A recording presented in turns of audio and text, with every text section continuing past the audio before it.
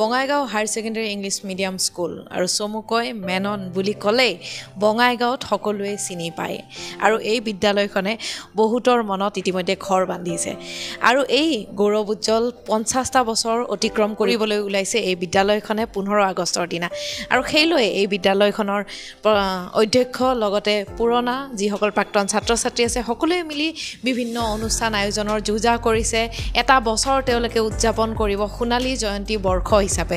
বহুতৰে সপোনৰ কঠীয়া ৰুইছিলে এইখন বিদ্যালয়তে গতিকে সকলো ছাত্ৰ ছাত্ৰীৰ সহযোগিতাৰে যিসকল এতিয়া অসমতে বঙাইগাঁৱতেই নহয় বঙাইগাঁৱৰ বাহিৰত ভাৰতৰ বাহিৰত পৃথিৱীৰ বিভিন্ন প্ৰান্তত তেওঁলোক এতিয়া উপস্থিত আছে সকলোৰে সহায় সহযোগিতা বিচাৰিছে অধ্যক্ষ মহোদয়ে আৰু এই বৰ্ণাঢ্য কাৰ্যসূচীৰে তেওঁলোকে এটা বছৰ উদযাপন কৰিব আৰু সেই বিষয়ে আজি আমি অধ্যক্ষ মহোদয়ৰ লগত চমুকৈ কথা পাতিম আহক খুব এটা গৌৰৱৰ কথা যে 50 বছৰ অতিক্ৰম কৰিলে এখন বঙাইগাঁৱৰ উল্লেখযোগ্য বিদ্যালয় আৰু বৰ্তমান আপুনি অধ্যক্ষ হিচাপে ইয়াত আছে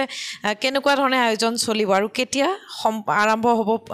50 বছৰ কেতিয়া আৰম্ভ হ'ব হয় আজি সঁচাকৈ আমি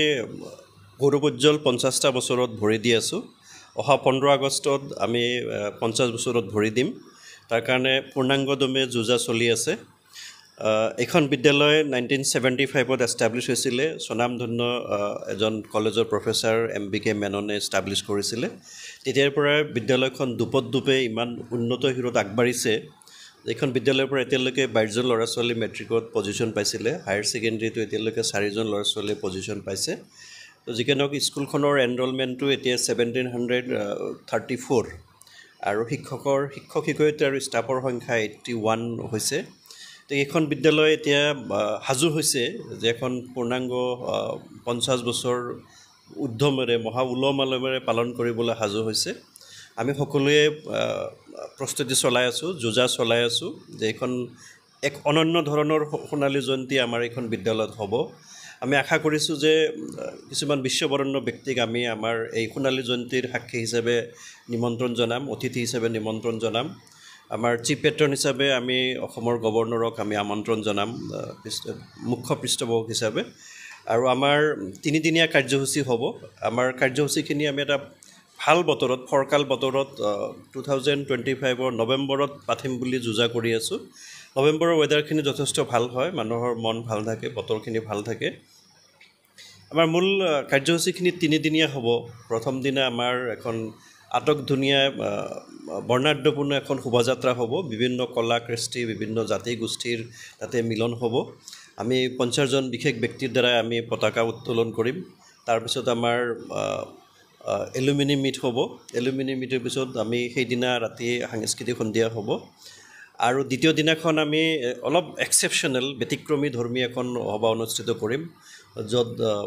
আমি ভাবিছোঁ এতিয়ালৈকে আমি ইনভাইটেশ্যন পোৱা নাই আমি মেইল কৰিছোঁ তেওঁলোকে ৰিপ্লাই আমাৰ যোগাযোগ চলি আছে আমি বিশ্ববৰণ্য young scientist Subarna Isaac Barik আমি ইয়ালৈ আমন্ত্ৰণ জনাম পাটনাৰ এজন বিশিষ্ট মটিভেটৰ খান ছাৰকো আমি আমন্ত্ৰণ জনাম মিষ্টাৰ বিকাশ IAS কোচ যিজন ভাৰতবৰ্ষৰ এজন স্বনামধন্য মটিভেটৰ IASবিলাকৰ ট্ৰেইনিং দিয়া হয় তেখেতকো আমাৰ বঙাইগাঁও উচ্চতৰ মাধ্যমিক বিদ্যালয়ৰ সোণালী জয়ন্তীৰ সাক্ষী হিচাপে তেখেতকো আমন্ত্ৰণ জনাম আৰু তাতকৈ অধিক আমি ভাবিছোঁ আৰু এখোজ ওপৰত যে কৈলাশ সত্যাৰ্থী নোবেল প্ৰাইজ উইনাৰজনকো আমাৰ এই অনুষ্ঠানৰ সাক্ষী বনাম তাৰ কাৰণে আমি যোজা চলাই আছোঁ আৰু এই দিশত আমি সৰ্বাতো প্ৰকাৰৰ সকলো শ্ৰেণীৰ মানুহৰ সহযোগিতা বিচাৰিছোঁ আই ভাই ভনী media electronic media print media আমি সকলোকে অনুৰোধ জনাম যে আমাৰ এই প্ৰগ্ৰামটো হাত উজান দি সকলোৱে সহায় সহযোগিতা কৰি উৎসাহ উদ্দীপনা দি আমাৰ এইখন অনুষ্ঠান সম্পূৰ্ণ কৰিব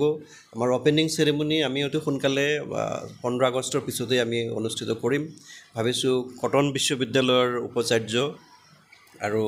আদিল হুছেইন যিজন ফিল্ম এক্টৰ হলিউডতো ফিল্ম কৰিছে আৰু মুকেশ চন্দ্ৰ সাহু তেখেতক আমাৰ অনুষ্ঠানলৈ আমি মুকলি সভাৰ ফাৰ্ষ্ট আৰম্ভণি শুভ আৰম্ভণিৰ দিনটো তেখেতক দি আমি আৰম্ভণি কৰিম বুলি আমি আশা ৰাখিছোঁ আশা আৰু বিশ্বাস সকলোৰ সহায় সহযোগিতাত আমাৰ আটাইকেইটা দিনৰ প্ৰগ্ৰাম সাফল্যমণ্ডিত হ'ব তাৰ আশা কৰিছোঁ ধন্যবাদ